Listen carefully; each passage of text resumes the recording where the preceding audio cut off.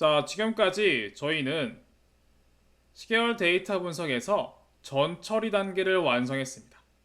그리고 저의 목표였던 애초에 시계열 예측과 기계학습 딥러닝 간에는 전처리 알고리즘 방식 차이 때문에 시계열 데이터 분석 단계를 이해하고 그리고 시계열 데이터에 대한 전처리를 할 수가 있고 그리고 시계열 알고리즘이 무엇인지 이해하고 나면 우리는 기계학습 알고리즘 사용한 데이터 분석 단계를 좀 더 확장해서 시계열 분석을 쉽게 이해할 수가 있다. 쉽게 확장해서 우리 능력으로 키울 수가 있다. 라고 설명드렸습니다. 그 중에서 저희가 지금 시계열 데이터 분석의 단계 이해는 마쳤고 두 번째로 시계열 데이터의 전처리까지도 확인할 수가 있었습니다. 그리고 마지막으로 시계열 알고리즘을 이해하는 단계를 포함해서 시계열 알고리즘으로 모델링을 할 때 좀 더 고려해야 되는 것은 무엇인가 추가적으로 확인하도록 하겠습니다. 자, 이를 위해서 목차에서는 시계열 알고리즘의 특징과 종류를 간단하게 먼저 확인해보고 그 다음에 시계열 알고리즘에서는 정상성을 만족하는 종속 변수가 필요할 수 있다고 했습니다. 이에 대한 이해 그리고 실제로 정상성을 만족하는 데이터인지 테스트한 방법론과 실제 정상성을 좀 더 확실하게 이해하기 위해서 실습 과정으로 구성해 놓았습니다. 자, 시계열 알고리즘의 특징과 종류. 시계열 알고리즘은 학습된 데이터 범위 내 패턴뿐만 아니라 외부의 순차적인 시점들까지 그 패턴을 확장할 수 있어야만 시계열 알고리즘입니다. 대부분의 기계학습 알고리즘은 데이터 범위 내 패턴만 추출하죠. 그리고 시계열 데이터 또는 피처 엔지니어링을 통해서 생성된 변수들은 미래 시점 패턴으로 확장시킬 수 있습니다. 우리가 미래 시점의 패턴을 알 수 없기 때문에 트레인을 기반으로 테스트를 사용해야 한다. 별도 추정을 해야 된다고 했죠. 그런 방식을 통해서도 결국 이렇게 확장되는 방식으로 시계열 알고리즘이 학습할 수 있고 적용할 수 있어야지만 시계열 알고리즘입니다. 자, 이게 첫 번째 특징이고 두 번째, 시계열 알고리즘은 특정 시점에 대한 추정을 하긴 합니다. 예를 들어서 우리가 이러한 시계열 패턴이 있다가 미래 시점에 내일의 주식 가격이 얼마일까 이렇게 점을 추정할 수가 있겠죠. 얼마일 거야 라고. 그런데 전통적인 시계열 알고리즘은 그리고 통계 추론에 해당되는 알고리즘은 특정 시점의 값뿐만 아니라 값의 범위까지 함께 출력하는 구간 추정을 출력합니다. 이게 무슨 얘기냐면 단순히 점 하나를 추정하는 기계학습과 달리 나올 수 있는 범위를 함께 추정합니다. 그 중에서 이 가운데 점이 될 가능성이 50%다. 이렇게 점을 측정하는 것입니다. 그래서 실제로 예측을 했을 때 예측값이 도대체 얼마나 높은 가능성이야 또는 어느 정도의 범위가 나올 수 있는데 그 중에 하나의 값인지 설명하는 설명력을 보유하고 있다라고 합니다. 일단 대부분의 기계학습 또는 딥러닝 알고리즘은 통계 분포 또는 이론적인 내용이 그닥 약한 편입니다. 그래서 대부분 점 추정 알고리즘입니다. 즉 내일 얼마가 나올 건데 이게 어떠한 범위에서 하나의 점인지 말해줄 수가 없습니다. 그래서 기계학습률은 어떻게 하냐면 통상 추정을 반복합니다. 예측을 해서 점을 찍죠. 그래서 우리 화살표 관역처럼 예측 성능이 어떠한지 파악한 다음에 바이어스가 어떠한지 베리어스가 어떠한지 이렇게 추정을 여러 번 예측한 다음에 바이어스 베리어스 확인을 통해서 이 로버스트니스 안정성을 확인하는 방법이 필요합니다. 그런데 시계열 알고리즘은 반복적으로 추정할 필요가 없습니다. 그냥 한 번 추정을 하면 예측값이 어떠한 범위 내에 나올 수밖에 없고 이 중에서 하나의 값을 추천합니다. 이런 방식의 구간을 추정하기 때문에 좀 더 설명력을 보유하고 있다라고 이야기한다는 것입니다. 물론 이 값의 범위가 정확성을 담보하진 않습니다. 그렇지만 단순하게 한 번 실행했을 때의 점 추정 결과보다 훨씬 다양하고 안정성 있는 해석이 가능할 수 있습니다. 그리고 우리는 정확성과 설명력이 반비례한 게 있다고 했죠. 그래서 10개월 알고리즘은 기본적으로 적절한 정확성 그리고 적절한 설명력을 함께 보유한 알고리즘으로 어찌 보면 기계학습 딥러닝 또는 전통적인 통계 추론 알고리즘 이 사이에서 굉장히 균형 잡힌 알고리즘이다. 이렇게 보일 수도 있을 것입니다.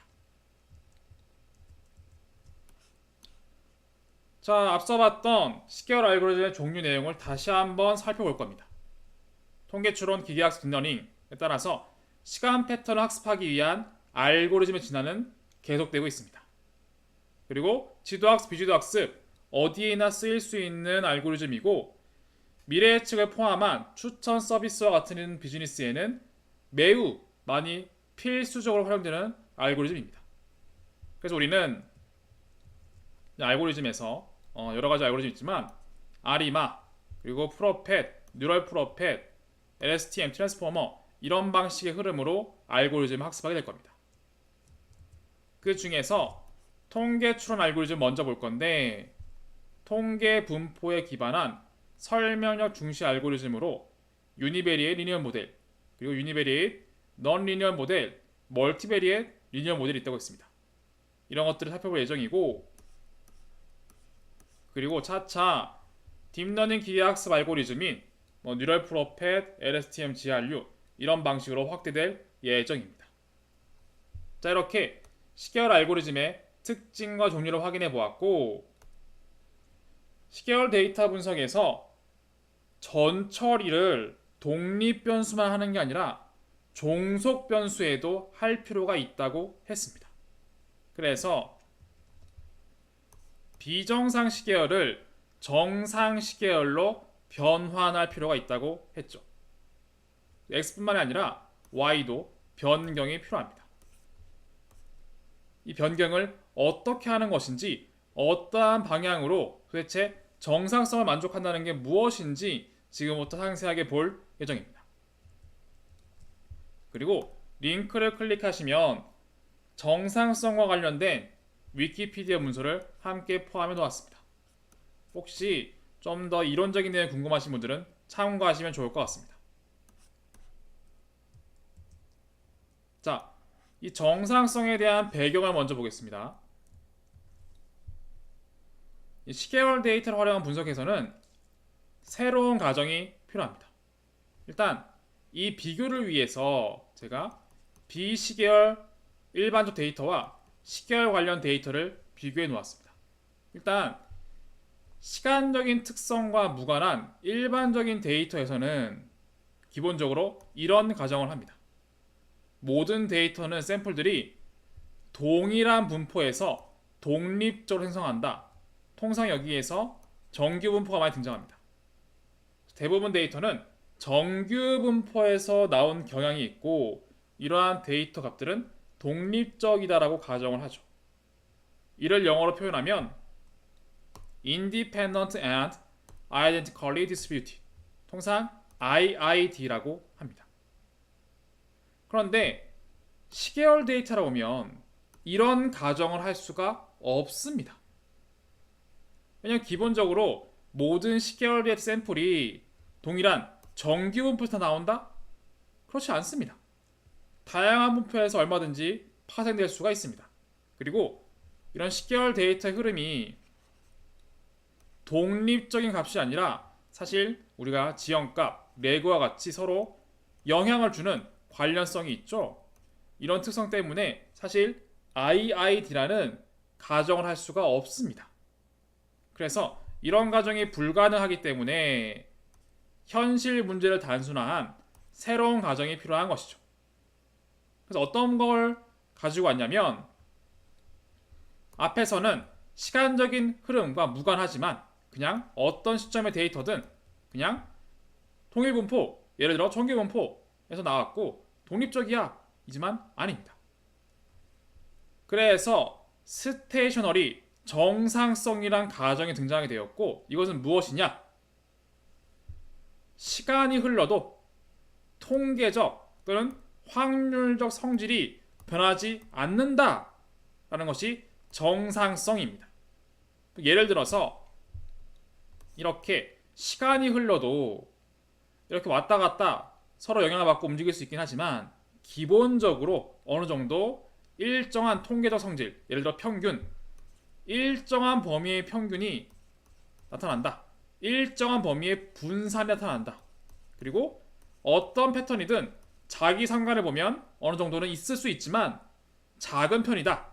이런 것들을 만족하는 가정이 정상성입니다. 그래서 이러한 새로운 가정, 정상성이라는 가정 하에서 정상성, 비정상성 이 자체를 라벨로 활용해서 우리가 분류 문제 해결할 수도 있고 군집 문제에도 활용할 수가 있습니다. 예를 들어서 뭐 이런 데이터는 정상성인 데이터, 이런 데이터는 비정상성인 데이터 라벨 지을 수가 있죠. 이런 라벨링을 통해서 분류 문제 쓰일 수도 있고 그리고 군집 문제에도 활용할 수가 있을 것입니다. 자, 다시 정리하면 시계열 데이터를 활용한 분석에서는 기존의 분포 과정에서 좀 더 확대된 해석이 필요하다. 그래서 시간이 흘러도 분포를 포함한 통계적, 확률적 성질이 변하지 않는다는 정상성 가정을 들고 온 겁니다. 정상성을 지금부터 상세하게 볼 것이고 여담으로 이러한 정상성 자체를 라벨로 활용할 수도 있다를 함께 설명드렸습니다. 자, 그러면 정상성이란 무엇입니까? 이 의미를 알 필요가 있습니다. 일단 앞서 정의한 대로 시간이 흘러도 통계적인 특성이 변하지 않고 일정한 걸 얘기합니다. 그럼 이 통계적 특성이 무엇입니까? 평균도 통계값이죠. 분산, 공분산 이런 것들이 통계량, 통계값입니다. 그래서 주로 이런 평균, 분산, 공분산을 의미하는 경향이 있고 아주 보수적으로는 이러한 통계량을 포함해서 모든 분포적 특징, 모멘텀이라고도 하는데 고차원의 모멘텀까지 포함한 걸 의미하긴 합니다. 자, 여기에서 일정하다가 포인트입니다. 그래서 평균도 일정하고 분산도 일정하고 공분산도 일정한 이러한 케이스를 정상성이라고 보는 거죠. 여기에서 특히 분산에 관련해서는 분산이 일정한 경우는 호모스케데스티시티 그리고 분산이 일정하지 않고 발생하는 케이스는 헤테로스케데스티시티라고 별도 이름을 칭하기도 합니다. 이거는 링크 눌러보시면 별도 설명을 위키피디아에 추가해 놓았습니다. 자, 그림을 다시 보면 결국 정상성 데이터란 그림으로 보면 이겁니다. 빨간색 아닙니다. 결국 녹색이 정상성 데이터입니다. 왜 그렇습니까? 시간이 흘러도 통계적 특성인 평균, 분산, 공분산이 일정한 걸 의미하기 때문입니다. 시간이 흘러도 평균값 일정한 편이고 퍼져 있는 정도 일정한 편이고 공분산이란 사실 공분산이 상관관계를 포함하고 있습니다. 코릴레이션. 그래서 내부적으로 이런 데이터 이들 사이의 상관성을 봐도 이들이 없다라는 표현보다는 어떤 걸 선택을 해서 두 개의 상관관계를 보아도 일정한 모습이기 때문에 이런 녹색과 같은 데이터가 정상성인 데이터입니다. 반면 아래에 있는 빨간색 데이터는 이거는 평균의 시간의 흐름에 따라서 일정한가요? 증가합니다. 그렇죠? 이것은 시간의 흐름에 따라서 분산이 작아졌다, 커졌다. 일정하지 않습니다. 그렇죠? 시간이 흐를 때 이들의 X계의 진폭 또는 움직임 자체가 좁아졌다가 늘어났다고 하죠. 이런 패턴 때문에 서로의 관련성이, 연결성이 높을 수 있습니다. 이런 케이스는 정상성이 아니라 비정상성 데이터라고 하고, 흔히 정상성을 시각적으로 쉽게 이해했을 때는 바로 이런 녹색과 같은 데이터가 정상성인 데이터다, 이렇게 이해하시면 되겠습니다. 그런데 정상성이 제가 통계적 특성이 일정하다고 했는데, 단순히 평균 분산 공분산을 의미하기도 하지만 보수적으로는 모든 분포적 특성을 얘기하게 한다라고 했죠. 이것 때문에 정상성을 두 가지로 분류할 수가 있습니다. 그래서 첫 번째, 정상성은 단순하게 평균 분산 공분산만 일정한 경우는 약정상성 또는 weak stationarity라고 하고, 그렇지 않고 모든 분포적 특성까지 다 일정한 케이스를 강정상성 strong stationarity라고 합니다. 근데 왜 두 가지를 분리했습니까? 저도 이론적으로 정확하게 엄밀하게 지금 시간을 할애할 수는 없지만, 기본적으로 스테이셔너리티는 강정상을 의미하긴 합니다. 모든 확률적인 분포 모멘트에서 시간 차이에만 의존하고, 그리고 일정한 경향을 의미합니다. 그런데 이렇게 강정상을 만족하는 데이터가 흔치 않아요. 그러다 보니까 약간 조건을 축소해서 일부적인 케이스의 통계적 분포만, 통계적 특성만 따르는 케이스를 별도로 약정상성이라고 정의한 것입니다. 자, 이를 한번 차례대로 보면, 정상성의 종류.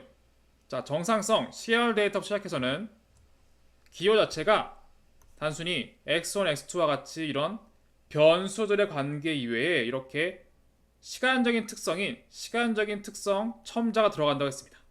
이걸 활용해서 보자면, 약정상은 비수학적으로 얘기하면 시간 흐름에 따라서 변하는 이런 특정 변수의 값들은, 이거는 이 시계열 샘플이라고 볼 수 있는데 동일한 분포에서 나오고 있고, 이 중에서 혹시 임의로 두 개씩 묶었을 때 임의 간격에서 이 샘플 두 개의 묶음도 동일한 분포를 취한다라는 의미입니다. 이것의 의미가 사실은 평균 또는 분산 같은 개념이긴 합니다. 이걸 수학적으로 쓰면 한마디로 이 변수에 대한 기대값이 평균이 일정하고 모든 시간에 대해서, 이걸 first moment라고 합니다. 그리고 두 번째, 특정한 두 개의 값, 한마디로 값의 변화를 의미합니다. 그 분산값도 모든 시간에 대해서 발생하지 않는 일정한 값을 의미한다. 이걸 second moment라고 합니다. 또한 임의의 시간축, 특정한 타임 포인트에 대해서 임의의 두 시점에 대해서 S와 K 시점의 코릴레이션이나 아니면 H만큼 더해진 똑같이 시점 이동됐죠. S 대신에 S 플러스 H, K 대신에 K 플러스 H, 이렇게 이동을 하더라도 관련된 상관관계를 기반으로 한 공분산은 일정한 관계 H 시점만큼 이동한 이런 케이스를 제외한 나머지 케이스에서는 일정한 경향 의미할 때 약정상이라고 합니다. 그러면 강정상은 어떤 거일까요? 강정상은 아래 보는 것과 같이 모든 모멘트, first, second 뿐만 아니라 모든 모멘트에서 일정해야 하는데, 따라서 비수학적으로만 보면 독립된 하나의 변수, 동일 분포, 그리고 특정한 샘플 두 개 묶음, 세 개 묶음, 모든 시간 변화에 존재하는 모든 데이터의 묶음이 다 동일 분포에서 출발한 이런 관련성을 보여야만 한다라는 것입니다. 수학적으로 얘기하자면 평균, 분산, 그 이상의 모든 통계량에 대해서 다 일정하다, 그런 개념을 볼 수 있는 것이죠. 그러다 보니까 아무래도 훨씬 보수적으로 정상성을 보는 경향이 있습니다. 자, 그래서 강정상과 약정상의 관계는 강정상일 경우에는 약정상이 가능하나, 약정상은 강정상이 될 수가 없는 특징이 있습니다. 훨씬 보수적이기 때문에. 그래서 만약에 강정상인 데이터가 있습니다. 이것이 특정 샘플에 대해서는 평균, 분산 정도까지 일정한 약정상일 수는 있습니다. 그러나 이러한 약정상 데이터가 3차 이상의 훨씬 고차원의 통계량까지 모두 일정하게 되면 강정상일 수는 있지만 그런 케이스는 흔치가 않습니다. 이렇게 강정상과 약정상의 관계도 확인해 보았습니다. 자, 그런데 강정상과 약정상을 이론적으로 배우긴 했는데 이거를 아무리 이론적으로 봐봤자 여러분들이 공감되지 않을 수 있습니다. 도대체 어떻게 생긴 강정상이야? 어떻게 생긴 게 약정상이야? 이럴 수도 있죠. 또는 그 개념을 넘어서서 좀 더 우리가 현실적으로 필요한 얘기는 무엇일까요? 바로 정상성 데이터는 뭐고 비정상성 데이터는 뭐지? 라고 할 수도 있습니다. 그래서 그것이 훨씬 중요하기 때문에 저는 지금부터 여러분들에게 강정상 또는 약정상의 개념을 갖고 있는 정상성인 데이터가 무엇이고 그리고 비정상성인 데이터가 무엇인지 예를 들어 드릴 겁니다. 그런데 여러분들 화면에 정상성, 비정상성 데이터 보여준다고 했는데 왜 백색 잡음 화이트 노이즈가 펼쳐져 있을까요? 사실 이것이 강정상의 대표 예시였습니다. 제가 여러분들에게 틈틈이 화이트 노이즈 잔차 진단에서 설명드리긴 했는데 보여드린 이유가 있습니다. 이것이 바로 강정상의 대표 예시인 정상성 데이터였고 이것이 바로 시계열 분석의 기본 알고리즘 중에서 가장 중요한 알고리즘이었습니다. 시간이 흐릅니다. 평균값 일정하죠. 분산값 일정하죠. 패턴이 중구난방 마음대로이기 때문에 특정한 시점을 묶었을 때 관련성이 일정할 수밖에 없습니다. 여러분들이 이미 잔차 진단에서 배웠던 바로 이 화이트 노이즈가 아마 이런 내용이었죠. 잔차들은 정규 분포를 따르고 평균이 0, 일정한 분산 가져야 하고 시간의 흐름에 따라 시간이 흐르는데 특정한 시점 뽑았을 때 서로 상관성이 없어야 한다. 어디서 말 들었죠? 바로 이것이 정상성을 만족하는 조건이었습니다. 1차 모멘트, 2차 모멘트, 3차 모멘트, 평균, 분산, 공분산, 그리고 공분산이 포함하고 있는 자기상관, 바로 이거였어요. 제가 여러분들에게 잔차 진단에서 먼저 보여드린 이유는 이걸 여러 번 보신 다음에는 이렇게 쉽게 정상성에 대해서 좀 더 빠르게 익숙하게 볼 수 있기 때문입니다. 그래서 바로 화이트 노이즈가 정상성에 만족하는 대표적인 데이터였습니다. 자, 그러면 비정상 확률 가정 또는 비정상성 데이터는 무엇입니까? 흔히 Non-Stationarity Process라고 하는데 주로 뭐가 될까요? 당연한 얘기지만 애초에 정상성의 조건이 여기서 봐선 평균이 0, 일정한 분산, 일정한 상관성이죠. 이 셋 중에 하나만 만족하지 않으면 다 비정상 데이터예요. 심플하죠. 여러분들이 정상성을 확실하게 이해하기 때문에 이것 중에 하나만 만족하지 않으면 아 비정상이겠구나 라고 당연하게 느끼실 겁니다. 그래서 아래에 보는 그림과 같이 이렇게 시간이 흐릅니다. 평균이 노란색이든 파란색이든 녹색이든 아무거나 뭘 봐도 평균이 증가하거나 감소하거나 분산이 커지거나 이런 케이스죠. 이런 것처럼 추세가 있어서 평균이 계속 바뀌는 이것이 0이 아니고 시간에 따라서 평균이 바뀌는 이런 케이스. 아니면 추세는 없습니다. 그런데 분산, 즉 2차 모멘트가 시간에 따라서 바뀌는 이런 모든 케이스가 전부 다 비정상성인 시계열 데이터일 수가 있는 겁니다. 그리고 그 아래에 제가 비정상성 데이터의 예시로 랜덤 워크란 데이터를 가지고 왔습니다. 비정상 데이터의 대표 예시입니다. 자, 그것이 바로 이 그림인데, 흔히 주가와 같은 금융 경제 시장에 있는 데이터의 움직임이 랜덤 워크와 같이 움직인다라고 합니다. 즉, 시작은 여기에 있으나 마치 강아지와 술 취한 사람이 서로 묶여서 움직이는 것과 같이 어디로 튈지 모른다. 랜덤하게 움직인다. 어떤 값이 될지 모른다. 이런 걸 랜덤 워크라고 합니다. 그리고 이것은 실제로 수식으로 보면 다음과 같습니다. 즉, y에 대한 오늘 값은 어제의 값에 화이트 노이즈, 랜덤한 일부 값이 더해진 거예요. 그죠?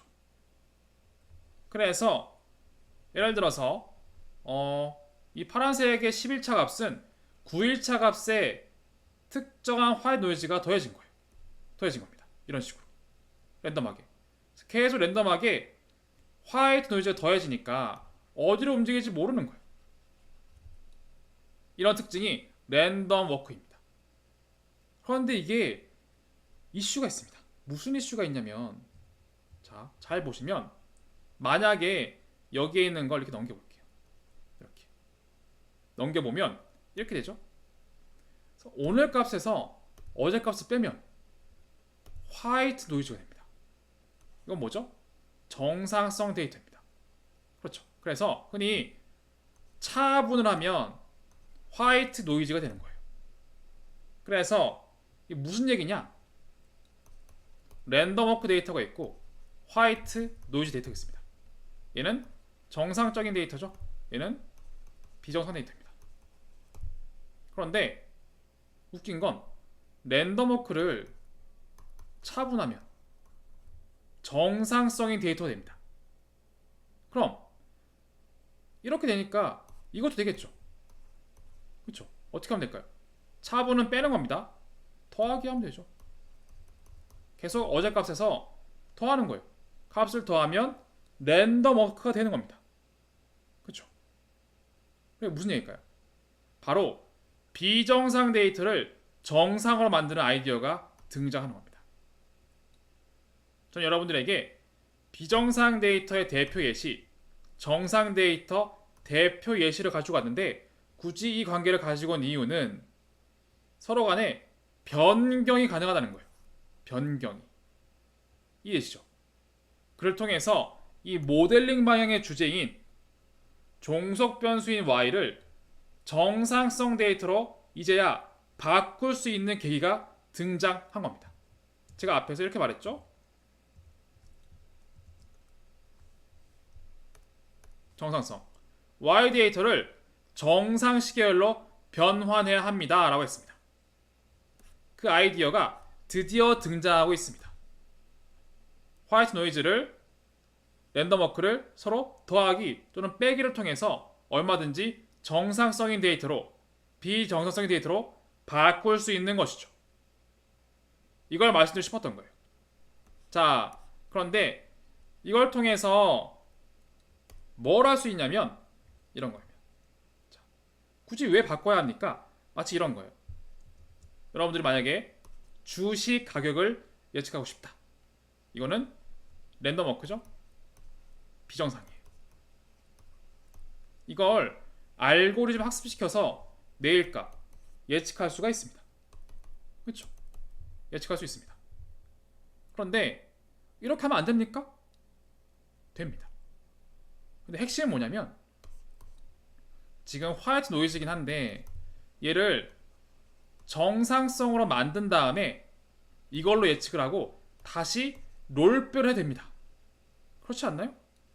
이걸 그대로 써도 되는데 정상성으로 만든 다음에 이걸 알고리즘에 학습을 시켜서 예측을 합니다. 예측을 하고 그런 다음에 예측값을 거꾸로 롤백을 해서 다시 이런 데이터에서 어떤 값인지 찾을 수도 있을 겁니다. 그렇죠? 이 아이디어가 정상성을 반영해서 데이터 분석하는 모든 것입니다. 근데 굳이 왜 이렇게 합니까? 화이트 노이즈는 잔차 같은 개념인데 알고리즘 적용이 됩니까? 물론 안 되진 않습니다. 기술이 있긴 합니다. 있긴 한데 굳이 이걸 알고리즘이 학습하는 게 뭐가 중요합니까? 설명드리면 이겁니다. 자, 이런 형태에서 여러분들이 가격을 예측합니다. 그러면 사실 제가 이렇게 점선을 긋긴 했는데 점선의 폭이 사실 알 수가 없죠. 엄청 폭등할 수도 있고 엄청 폭락할 수 있습니다. 이 범위가 매우 넓습니다. 그런데 정상성인 데이터 특징 뭐죠? 평균이 0, 분산이 일정, 그죠? 자기상관이 일정. 마치 상한과 하한이 정해진 것처럼 보입니다. 그렇죠. 바로 이겁니다. 그냥 프라이스를 쓰면 내가 예측을 해야 되는 대상의 범위가 얼마나 넓은지 알 수가 없어요. 그런데 정상성을 만들면 기본적으로 생성되는 범위가 줄어듭니다. 그래서 이것보다는 이 방식이 훨씬 예측 성능이 좋아질 수가 있는 거예요. 그런 다음에 역으로 다시 한번 바꾸면 되니까요. 이해되시죠? 근데 와닿지 않으시죠? 예를 들어 드릴게요. 자, 지금 스탁이라고 했습니다. 다시 한번 그리면 똑같은 개념입니다. 스탁입니다. 스탁을 미래값 예측하는 게 범위가 매우 넓습니다. 어떻게 됩니까? 차분합니다. 정확히 얘기하면 로그 차분합니다. 그러면 화이트 노이즈가 아니라 리턴이 됩니다. 흔히 수익률이라고 합니다. 자, 이 프라이스란 가격은 엄청 높을 수도 있고 낮을 수도 있습니다. 근데 수익률은 통상 프라이스보다는 수익률이 어떤 사람은 뭐 높을 수도 있겠지만 사실은 어떤 정도 바운드가 있어요. 그렇죠? 수익률이 이렇게 작게 움직이다가 클 수도 있는데 뭐 이런 식이에요. 그렇죠? 아무래도 이런 프라이스보다 수익률은 훨씬 움직임의 폭이 제한됩니다. 그래서 이건 실제로 많이 활용되는 건데 이런 케이스로 데이터를 넣고 내가 내일 시점에 수익률이 얼마가 될까 예측을 하는 거예요. 그리고 숫자가 커봐야 뭐 1.05, 뭐 작아봐야 0.92 이런 거죠. 이런 숫자들이에요. 숫자가 프라이스는 뭐 예를 들면 100만 원짜리도 있죠. 100만 원 이런 것도 있는데 수치가 매우 작습니다. 그래서 이런 작은 수치로 학습을 하고 미래 수치 예측하는 게 이렇게 학습하는 것보다 훨씬 예측이 잘 됩니다. 그런 다음에 만약에 내일 수익률이 예를 들어서 1.03이 나왔어. 그럼 이걸 거꾸로 큐뮬러티브 썸이라고 합니다. 누적 합을 하면 다시 그러니까 이 시점부터 과거부터 해서 현재까지 모든 프라이스를 더해서 수익률을 곱해서 더해주면은 내일 가격이 나옵니다. 그렇죠? 바로 이 방식이에요. 이것 때문에 정상성을 쓰는 겁니다. 첫 번째 이유입니다. 이것이. 그래서 정상성이라는 게 이론에서는 마치 필수처럼 배우지만 통계적으로는 그러나 데이터 분석에서는 사실 정상성이 꼭 필수는 아닙니다. 정상성을 하지 않고 그냥 예측해도 됩니다. 그런데 이렇게 하지 않고 정상성 데이터를 만든 다음에 예측을 하고 다시 한번 롤백을 하면 항상 그런 건 아닌데 예측에 도움되는 경향이 있더라 이겁니다. 그래서 여러분들이 필수라기보단 선택적으로 정상성을 만들 수 있는 역할도 필요한 것입니다. 또 하나 예를 들까요? 이런 겁니다. 자, 흔히 이거 스탁과 수익률은 금융경제시장에서 굉장히 많이 쓰는 방식입니다. 그리고 상식적인 수준이죠. 또 하나의 케이스는 이거예요. 매출. 자, 비즈니스 매출이 뭐 증가할 수도 있고 감소할 수도 있고 뭐 이렇죠. 그렇죠. 근데 기본적으로 내년도의 매출이 얼마일까? 범위가 알 수가 없죠. 근데 이거를 저는 이렇게 바꿀 거예요. 점유율. 점유율로 바꾸면 상한이 생깁니다. 경쟁사가 몇 개인지 모르겠지만 점유율은 뭐 100% 아니면 0이죠. 그렇죠? 우리 회사 점유율 이렇게 나옵니다. 타 회사 점유율 이렇게 나옵니다. 그렇죠? 이렇게 나와요. 그래서 기본적으로 바운더리가 0에서 100 사이로 제한됩니다. 마치 정상성인 데이터처럼.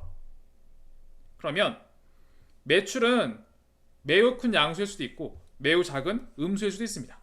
그런데 점유율은 바운드가 생기기 때문에 내년도에 점유율을 예측한 다음에 롤백을 하면 이것이 훨씬 정확성 높은 매출이 가능하더라.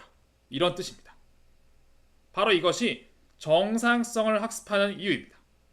그 중에 특히 이런 예측 성능뿐만 아니라 전통적인 시계열 알고리즘에서는 정상성을 만족을 하면 할수록 모델링의 파라미터가 적게 사용되고 그리고 훨씬 과적합이 줄어들고 기본적으로 학습이 잘 이루어지는 경향이 있습니다. 그런 두 번째 이유 때문에 정상성을 배우는 것입니다. 자, 이렇게 정상성 설명드렸고 이를 정리하면 아래와 같습니다. 자, 결국 앞선 얘기를 토대로 정리하면 정상성의 대표 예시는 화이트 노이즈, 비정상의 대표 예시는 랜덤 워크였습니다. 이 두 개의 관계는 서로 수학적 특성을 통해서 얼마든지 변경 가능하다. 이 변경을 통해서 이런 아이디어를 통해서 좀 더 예측 성능에 도움될 수가 있다 라고 얘기해야 됩니다. 그래서 우리가 이 정상성이라는 게 활용되는 주요 목적은 두 가지입니다. 바로 모델링 단계에서 지금 모델링하고 있죠. 10개월의 모델링에 데이터가 스테이셔너리를 가정한다. 즉 스테이셔너리를 만족한다면 정상성이라면 예측 성능이 높아질 수 있다는 것입니다. 또 하나 앞으로 배울 겁니다. 우리가 여러분들이 미리 배우시기도 했는데 잔차 진단에서 사실 화이트 노이즈여야만 한다라고 했지만 이제는 여러분들이 정상성을 배웠기 때문에 이렇게도 얘기할 수 있습니다. 잔차는 화이트 노이즈여야 한다. 또는 화이트 노이즈는 정상성 데이터죠. 즉 잔차는 정상성이어야 한다 라고 얘기할 수 있는 거예요. 그러면 잔차가 정상성이라면 모델링의 성능이 높아지는 것이고 결국 예측 성능이 높아진다 라는 뜻입니다. 그래서 정상성이란 모델링 단계에서도 예측성을 높일 수 있는 체크하는 기준, 잔차 진단에서도 예측성을 높일 수 있는 체크하는 기준이다. 이렇게 정리할 수가 있습니다. 자, 이 정상성에 관련된 단어들은 굉장히 많은데 이 예시를 통해서 한번 살펴보면 이런 용어 많습니다. 스테이셔너리 프로세스, 스테이셔너리 모델, 트렌드 스테이셔너리 등등이 있는데 이런 용어들을 혹시 혼자 공부하시다 보시게 되면 이런 뜻이구나 이해하시면 됩니다. 스테이셔너리 모델 또는 스테이셔너리 프로세스라는 것은 정상성을 만족하는 10개월 데이터 또는 정상성인 10개월 데이터를 설명하는 모델이다 라는 뜻이고 트렌드 스테이셔너리, 시즈널 스테이셔너리, 디퍼런스 스테이셔너리 이건 무엇이냐면 추세를 제거하면 정상성인 데이터가 됩니다. 계절성을 제거하면 정상성인 데이터가 됩니다. 그리고 차분을 하면 정상성인 데이터가 됩니다. 마치 랜덤 워크처럼 이런 의미입니다. 자, 이렇게 해서 우리는 정상성이 무엇인가 10개월 데이터에서는 필수는 아니지만 종속 변수인 y를 정상 시계열로 전처리하는 과정이 포함된다. 이걸 하게 되면은 예측 성능에 효과가 있는데 기본적으로 이러한 가정은 전통적인 비시계열 데이터의 가정을 사용할 수 없는 특성이기 때문에 시간이 흘러도 통계적 성질이 변하지 않는 정상성을 등장시켰고 그림과 같이 평균, 분산, 공분산이 일정한 특징을 정상성 데이터라고 한다. 이런 모습의 대표적인 특징이 바로 우리가 배웠던 잔차 진단에서 많이 봤던 화이트 노이즈다. 이것이 정상성 데이터 특징이고, 그러면 이 특징인 평균, 분산, 상관성이 일정한 케이스가 아닌 그런 케이스 대표 예시로 랜덤워크가 있다. 랜덤워크는 다음과 같이 평균 분산 또는 공분산 이런 트렌드가 일정하지 않은 케이스다. 그리고 이런 정상성은 결국 모델링 또는 잔차 진단에서 영향을 발휘할 수가 있고, 이러한 뜻은 결국 모델링이든 잔차든 스테이션을 만족하면 결국 예측 성능이 높아질 수가 있다. 그런 이유 때문에 정상성을 알아야만 한다. 이렇게 정리하도록 하겠습니다.